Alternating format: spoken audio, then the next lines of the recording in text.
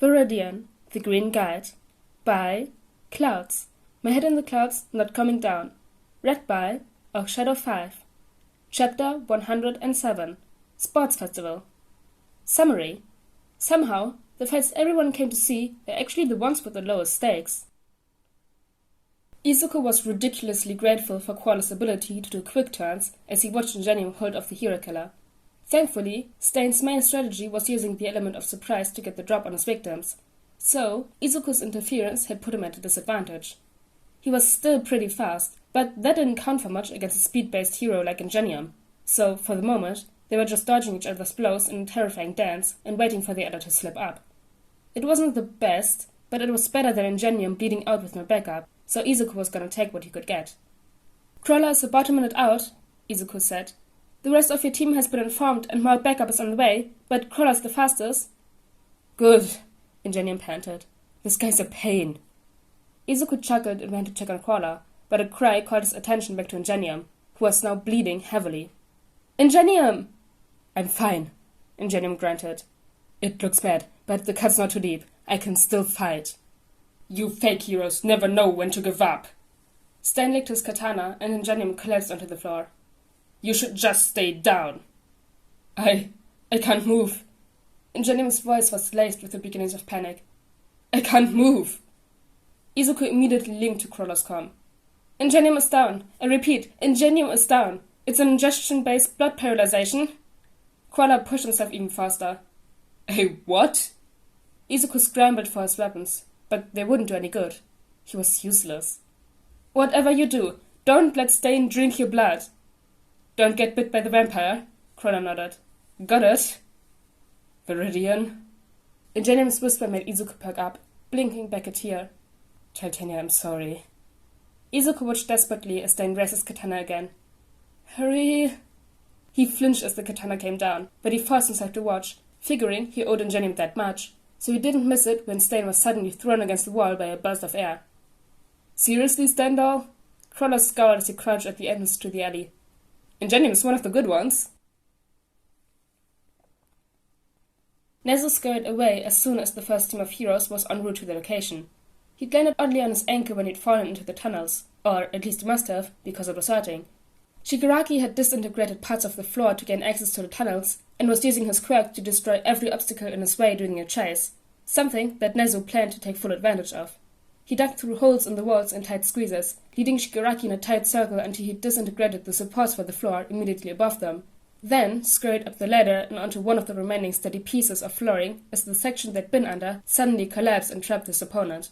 It wouldn't hold him for long, obviously, but considering that Rocklock was currently using pieces of rubble to cross the gap, it was more than long enough for backup to arrive. Rocklock skidded to a stop beside them, right as the rubble in the hole started to disintegrate. "What's the situation?"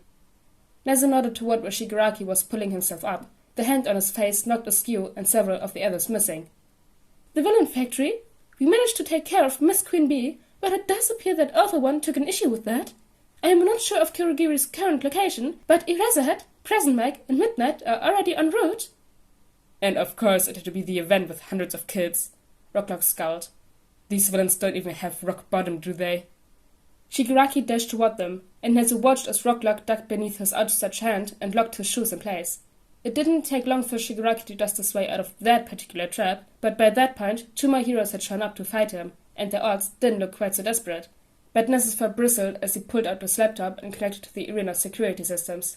He was going to make sure Alpha One regretted ever targeting these children. Hitoshi hurried behind Eraserhead, trying his best to keep up as they met up with Present Mag at midnight. Well, there went his "the announcer just got sick" theory. Both heroes looked worried, and Midnight gave Hitoshi a quick look over. "This the kid?" "Yeah." Eraser squeezed Hitoshi's shoulder in reassurance. "He's done it before, so he's our best bet." Hitoshi didn't quite know what else to do, so he just nodded in greeting. "Hey." "Hey?" Mai gave him a tight smile.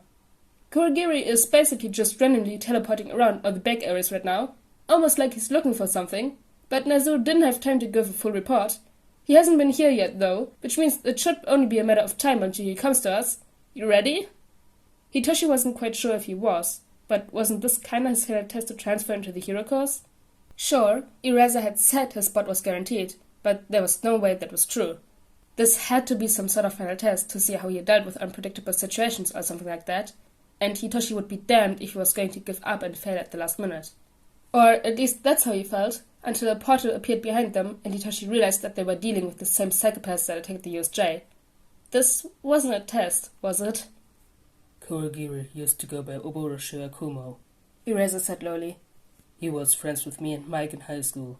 You might be able to use that to get him to respond. Hitoshi gulped as the mist drew together and formed a person that emerged from the portal.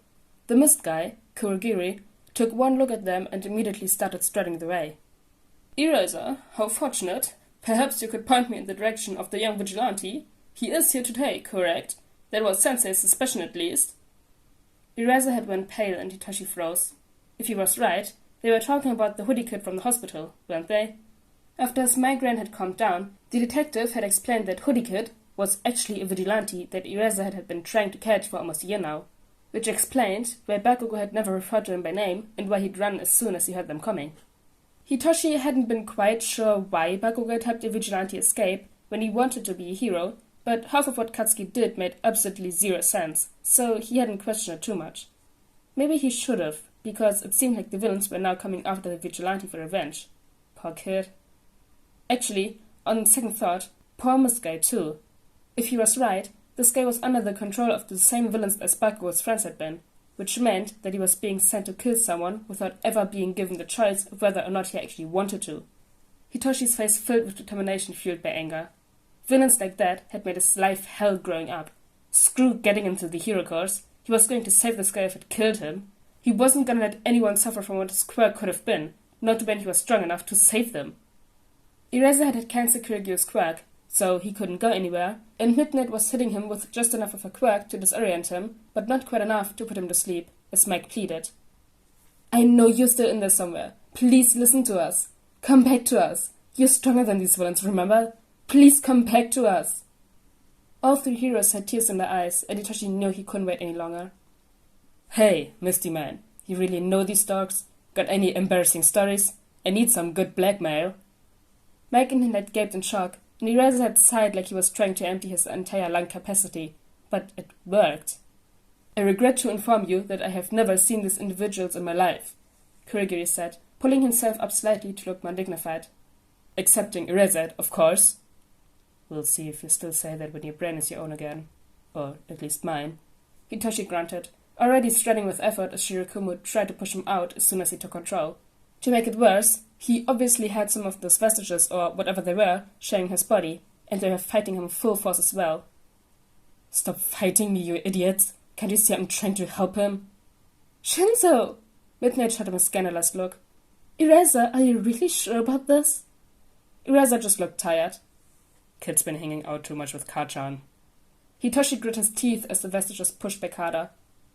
Look, I'm sorry. I know that Vigilante Kid was more polite about it or whatever, but I can't push the other brainwashers out if I'm fighting all of you too. The difficulty dropped off suddenly, and he breathed a sigh of relief as he enjoyed his last few seconds of peace. Thanks. Now, let's do this. He braced himself as he prepared to fight the other brainwasher. It was probably going to be even worse than last time, considering that the control seemed to be a lot more complete, and the other guy already knew Hitoshi was a threat. He took a deep breath. Obey my commands above any others. Katsuki frowned as he and Ochako got ready to go prep for the match. Something's wrong. Ochako punched his arm reassuringly. You're just paranoid after the whole bee thing earlier with your friend. Just focus on our fight and you'll be fine. No, Katsuki said slowly. It's more than that. Shinzo shouldn't have forfeited his match with Inasa. Kirishima grimaced. It was kinda unmanly of him. All that passion, wasted on a cowardly opponent, Inasa cried. It's practically painful. Oh, shut up, wind boy, Katsuki snapped.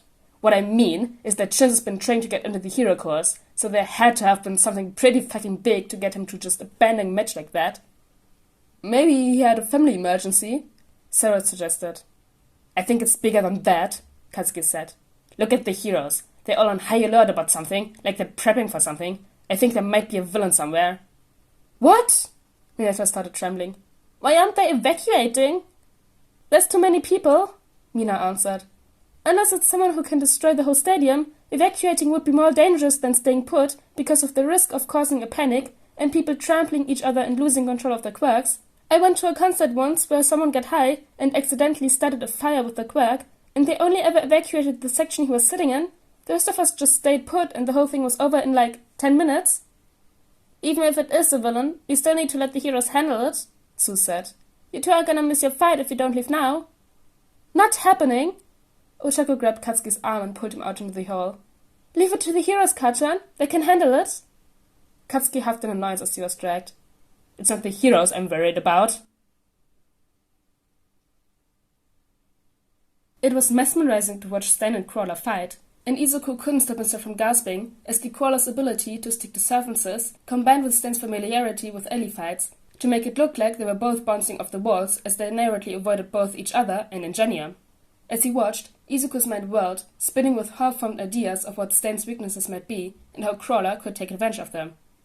He relies on stick attacks, and most fights were reported to have lasted a few minutes at the most, so he probably wants to avoid a long drawn-out fight. He didn't even realize he was muttering until Ingenium called him out on it. So, we should try to make him fight longer? To hold the fight? Izuku swallowed nervously. If you can. I don't want to tell you what to do, though. You're the heroes, but there has to be a reason why he ends his fight so fast. I think his quirk might have a time limit. Nice to know. Crawler shot another attack, holding Stan off for another moment. Any idea what it's based on? Izuku hummed and took a closer look at Stan. Maybe something to do with the blood? Ingenium wasn't paralyzed from the cut. He only froze after Stan licked the blade. It would make sense that it would have something to do with the blood itself. Maybe blood type? I wonder... On a hunch, Izuku pulled up a post he'd seen on a hero forum a few months back, where the user had been shaming the heroes for how quickly Stan had managed to cut them down. It had gotten a lot of hate for victim blaming, obviously, but the user had created a chart with most of the hero killer's victims and approximately how long it had taken Stan to defeat them. That on its own wouldn't have been that informative, but there was a master list on one of the hero wikis that listed all of the hero's blood types, so Izuku just scanned those until the beginnings of a pattern jumped out at him. Ingenium, you're blood type A, right? Yeah, Ingenium answered quickly. Is that bad? Not the best, but workable, Izuku said. Crawler, you've still got a minute or so until Ingenium can break out of Stan's quirk, but that's assuming I'm actually right. Crawler, you're, let me check, type 0, right? Yep, Crawler panted as he narrowly dodged another hit. Please tell me I hit the jackpot. Izuku couldn't help a small huff of laughter. You did, but still, don't get caught. A shorter paralyzation time still doesn't mean 0. Crawler chuckled. Yeah, probably best to avoid that. Any other tips? Avoid the pointy end, Ingenium said dryly. Izuku blinked in shock and smiled in spite of himself. Were they really joking right now? Heroes were so cool. They managed to be brave even in life-threatening situations and trusted their team to have their back. It would be fun to be able to fight in a team like that. A mental image of himself as Raiza's sidekick popped into his brain, and Izuku pushed it away forcefully. Even if he did end up getting caught, there was no guarantee he would be able to become a hero, and even if he did, Eraser probably wouldn't want him to be his sidekick after he found out he was quirkless. Getting his hopes up would just hurt more. Crawler kept up the chase for another 30 seconds or so, before Ingenium cheered triumphantly and stood, staring down Stan, who was looking more and more crazed as the fight went on. Alright, hero killer, time to show you how real heroes fight.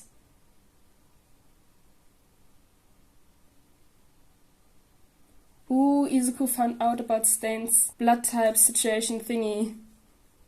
And Katsuki catched on that something is wrong. And also Nezu, at the beginning of the chapter, leading Shigaraki astray and fighting and being a hero. It's just so cool. And also Shinzo is trying to get Oboro free. So much happened this chapter, what the fuck? But anyways, guys, I hope you enjoyed chapter 107 of Viridian the Green Guide. And I'll see you all next time. Bye!